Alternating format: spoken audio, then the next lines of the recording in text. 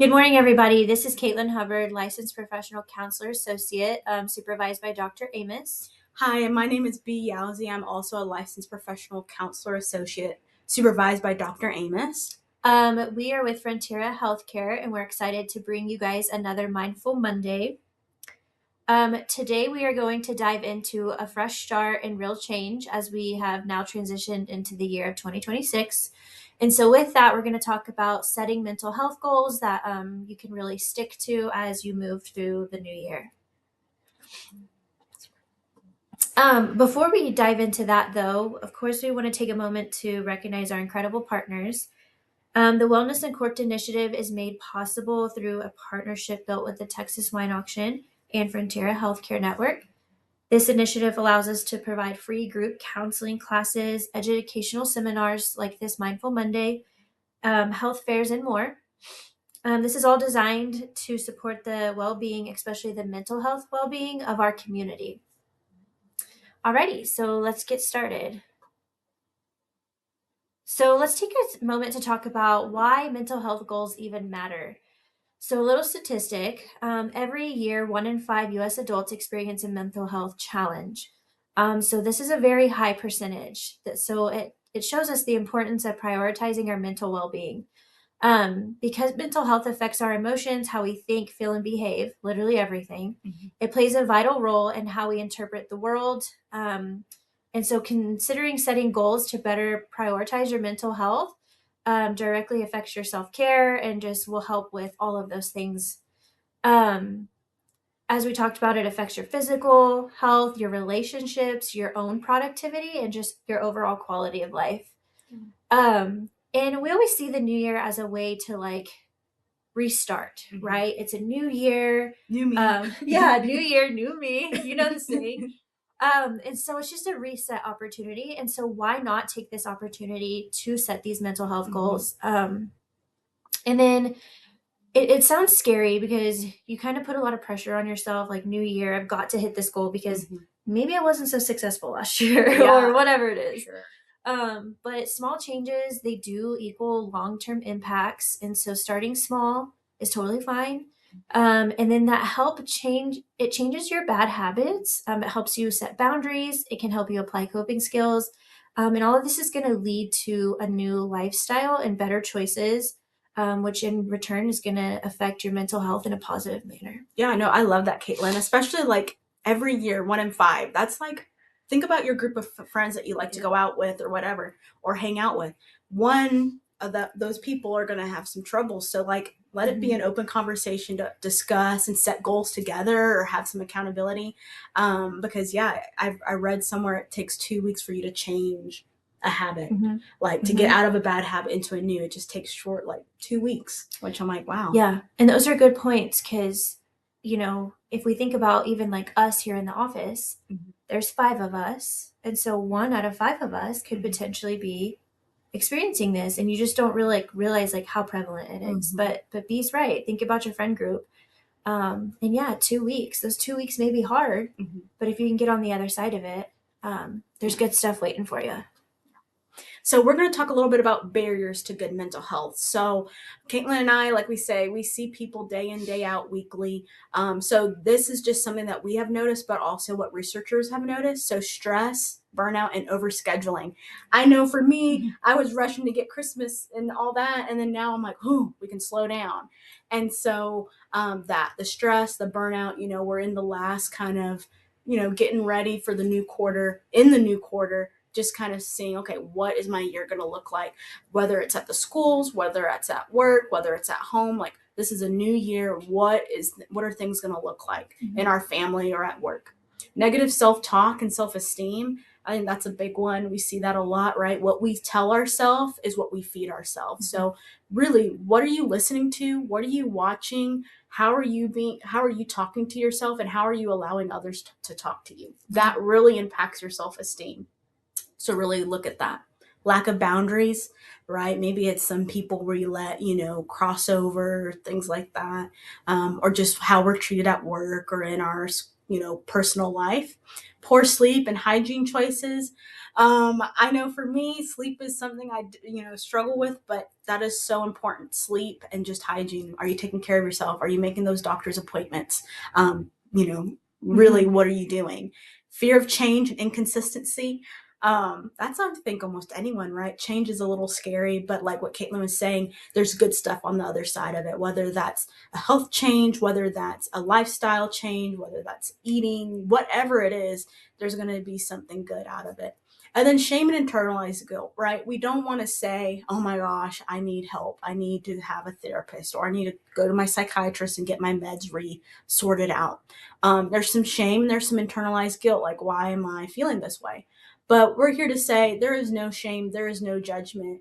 We're here to help you, and everyone else in the healthcare is here to help everybody. So don't feel that shame or guilt. I think that goes back to the 1 in 5. Like, you're not alone. Other people are struggling, and there's no shame in that struggle, right? And I think a good point that I want to make with these barriers is that a lot of it is barriers that we personally have created for ourselves. And yes, people do have effects on them, but if you really look at this list, it's mainly things that you kind of do to yourself. Oh, yeah. And so it starts with you, taking a look and being like, man, what am I struggling with, and what can I really change? Yeah. So now we're going to go into the SMART goal framework, and I love this framework. It's super simple, super easy, and you just think of SMART. So the SMART goal is something that you think of, so specific, measurable, achievable, relevant, and time bound. That's what SMART means. And so diving in a little bit, specific, who and what? What am I wanting to change? Or who do I want to reconnect with? What, maybe it's a friend, maybe it's a family member, but being specific, really writing it down. Measurable. By how much? How will I know that I'm changing? So for example, I love the example that we have here with reading books. So it's like, okay, I want to read, the last time I read a book was 6 months ago. That's specific. And it took me more than a year to finish. I want to set a goal to read one book 1 month starting in January. That is measurable. So picking a book and say, okay, I want to finish it through January. I'm going to read 5 pages a night, whatever that looks like. Finding something measurable. Achievable. How are you going to achieve this? So we see here in our example, I will read for 30 minutes a day before bedtime so I have time to relax and focus on my reading. And then relevant. Why?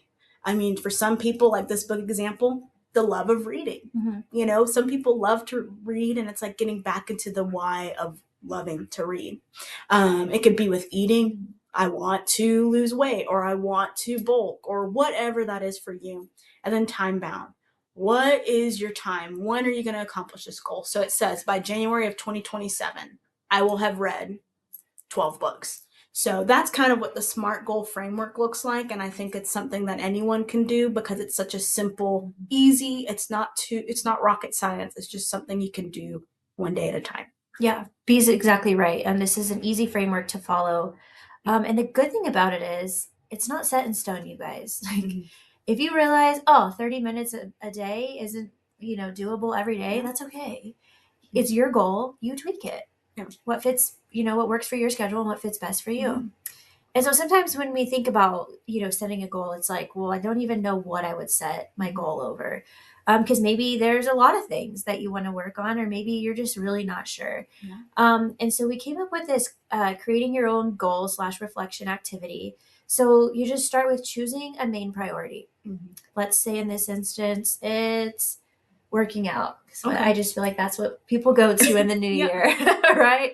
Yeah. You break it into small steps. You're not going to go work out 7 days a week to start. That's just not going to happen.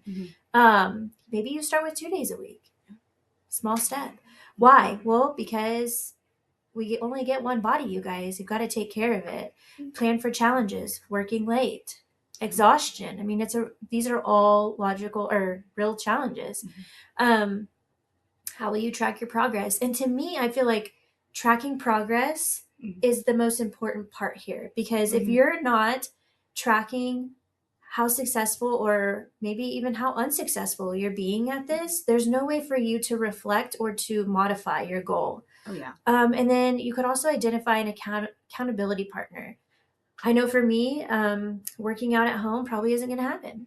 But if I go to the gym and I'm in a class and I see someone next to me really pushing themselves, that makes me want to push myself. Yeah. Right. Yeah. And so through this activity, you think about those things, and here are some questions that could follow along with that. What is one change you want to make for your mental well-being this year? What habit will support that change?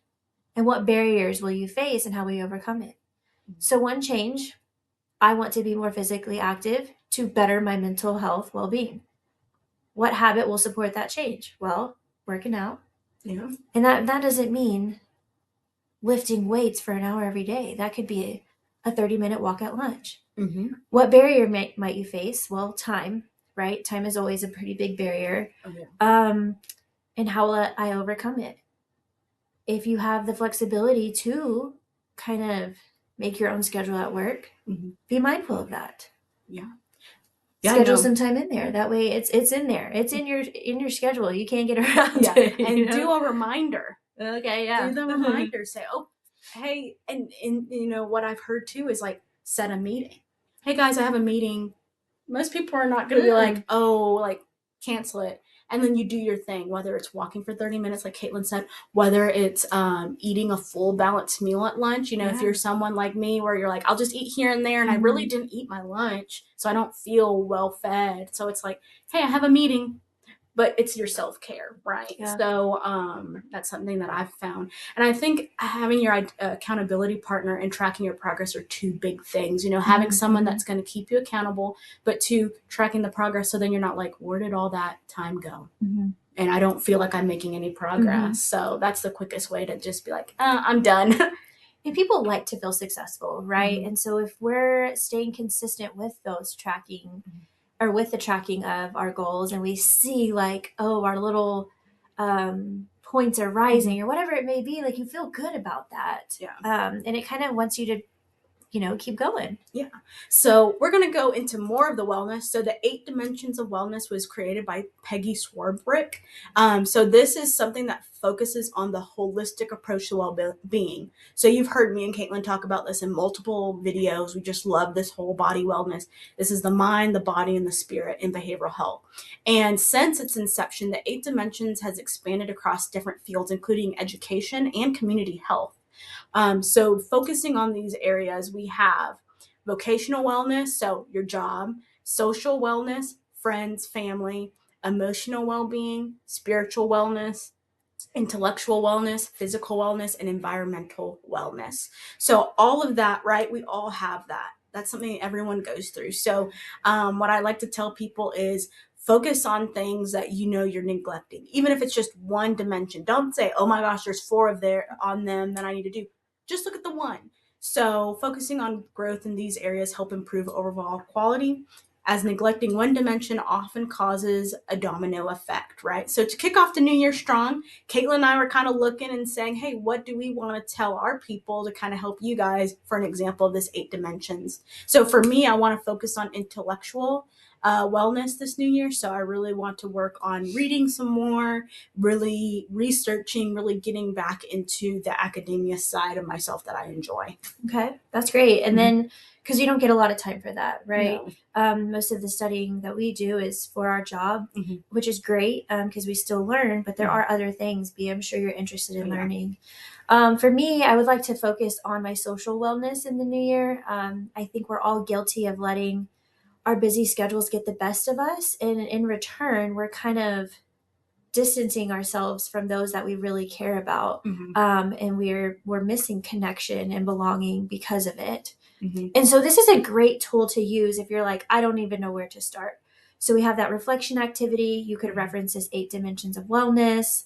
And then if you're still kind of stuck, we put together another list of maybe some goal ideas. So, you know, your emotional wellness. Are you practicing gratitude? Are you reducing your negative self-talk? I mean, those 2 things alone connect directly to our mental health. Stress management.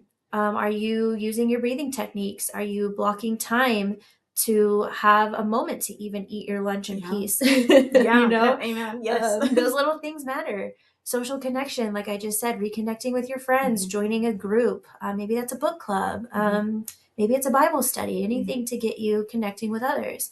Lifestyle habits, we've talked about that, sleep routine, regular movement, self-compassion, and boundaries. We've spoke a lot about boundaries the last few Mindful Mondays, and so we always refer back to those. And then, of course, just seeking support, you guys. B and I talked about 1 in 5 is struggling. And so you're not alone. And because of that, we're here to help you through therapy, support groups, or whatever it is that it might be. And so B and I took our what we're wanting to be better in, and we created our own goals. And so during the year of 2026, I will schedule at least 2 social outings monthly with friends in order to increase my social well-being and connection. So again, I put a time frame on it in the year. How frequently am I going to do it? 2 times per month. And what I didn't add is how am I going to track it? Yeah, how are you going to track it? I'm calling myself out. I said that was probably the most important thing, and I didn't do it. Since I'm such a planner girl, I love my planner. I love my Google Calendar. I can, of course, put that in there. Oh, yeah. And maybe I highlight it pink because that's my favorite color, which means I went to the social outing. No, I love that. Yeah, maybe I highlight it black if I don't go. I don't know, just whatever. But yes, I think that would help me in my mental health well-being, being around those that I love more frequently than I am. Yeah, I love that, Caitlin. And I think, too, what Caitlin brought up is having grace on yourself, right? Like she's like, oh, I forgot how I was going to track it. But then I found it. I have grace on myself. I'm going to do it in a fun way with my planner and have a pink highlighter. It's just all going to be overall great. Don't make it like it's homework, right? Just make it as enjoyable as possible. So for me, my goal is from January 1st to December 26th is to complete a book I've been working on. I don't know if it's ever going to publish, but just to work on that. Like I said, the intellectual wellness. So I've been working on a book. And then I plan to create a goal tracker on Excel to manage this time well.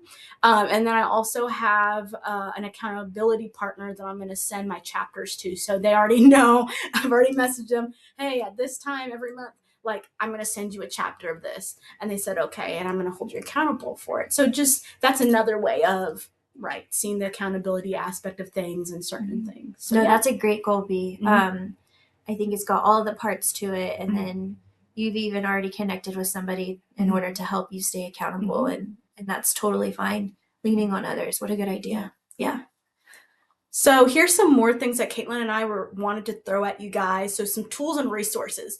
So for the journaling apps, this is things like, hey, I really want to start journaling, especially during this new year, right? There's so much I want to write about. So there's Day One. These are all Android and Apple accessible things. So Day One, My Diary, Week 1. These are just some things. And then we just did some traditional stuff. Notes on your phone, or a traditional book journal, whatever you are. If you're more of a tangible person, you got to write it, you got to feel it. Or if you're more of a technology savvy person, we have that for you too. Guided workout or meditation app. So Nike Training Club has a pretty cool one. You do have to pay for it, but I think it's worth it, like to pay for the year, things like that. I actually have that. I think it's $10 a month. Okay. But you guys, it has, everything you can think of, like strength training. It even has like walking or jogging, things you can follow along to, good music, stretching, yoga. It's got it all. And so $10 a month versus, maybe 60 at the gym. Can't beat it. Yeah, and it's at home, or you can do it at the gym, at your local apartment or housing, facility, wherever it is. Google Fit. That's another big one. Headspace. So this is more of a meditation app. And Unplug. Those two are some really good meditation, grounding things. We also have some therapy options. So of course, Frontera Healthcare, we do have open slots. So if you're interested in the area for telehealth or in person, Frontera Healthcare, we do have openings. So call us. Growth therapy. This is one if hey, in person is really not for me, and I really just am thinking of a different option where I work so much I don't have time to drive in. Growth therapy is something that's fully remote, and they have some great counselors in that portal. And then your local MHDD. So if you're looking for something a little bit more local and maybe you haven't thought of Frontera, if you whatever you want, MHDD does the same things. They do case management, they do therapy, and also medication management. Support groups. So some ones that I found that would be helpful is self-help groups. So these are some, like, if you're working on, for example, anger management, right? They're self-help. Psychoeducation groups, maybe you're looking for a mommy and me class or a parent education class. There's those. And then process groups, if you're dealing with bereavement, or if you're dealing with adult children who are going through some stuff, there's process groups to help go through that and walk alongside people that are going through the same thing, and you just share your experiences. And then we have some habit trackers and planners. So Habit Share, Monday.com, Google Planner, Traditional Book Planner. Those are just some great places to look at. Hey, how do I want to track these things? How do I want to plan out my year of 2026 a little bit better than I did in 2025? So these are just some things that me and Caitlin really thought about and said, hey, let's give them these resources to see what might help. And guys, we know it's a lot. It's a lot to keep up with. You're like, I already have a million other things I got to worry about. But truly, there's things to help with this. And if you do stick with it, it's going to be so worth it. And so everybody deserves a year of growth and well-being. We don't have to tell you, but the years are going by fast, right? And it's all we've got. We don't get another lifetime. We don't get it. We don't get another 2026. This is the only 2026 you're going to get. And so let's make the best of it. Yeah, no, I love that, Caitlin. And then here's some of our references if you're ever interested, or some of the tools or where we found things. They're right there if you want to do your own research. And so we appreciate you being here today and hope to see you next month on February 2nd for the next Mindfulness Monday. If you have any questions or comments in today's video, please drop them in the comments below. We'd be happy to answer them or point you into the right direction or resources. And we'd love to hear from you. Have a wonderful Mindful Monday. Oops, sorry. So Frontera also offers individual and medical services in both in-person and virtual. We take a lot of different insurances and offer a sliding scale to make healthcare affordable. If you'd like to learn more, please call us at 830-362-2185 or visit our website. And if you found today's video helpful, don't forget to like and subscribe, and so you never miss a Mindful Monday presentation. We go live on the first Monday of every month. I almost forgot this one. We can't forget this one. If you're ready to take the next step in prioritizing your mental health, we do have group therapy options and individual, but we invite you to attend our Thrive Connection group counseling classes, available free through Wellness Uncorked. Alrighty, guys. Well, thank you so much for joining us today. And we look forward to seeing you again in February. That's crazy to say or think about. But until then, if you need anything, like B said, just call or visit our website and we're here for you.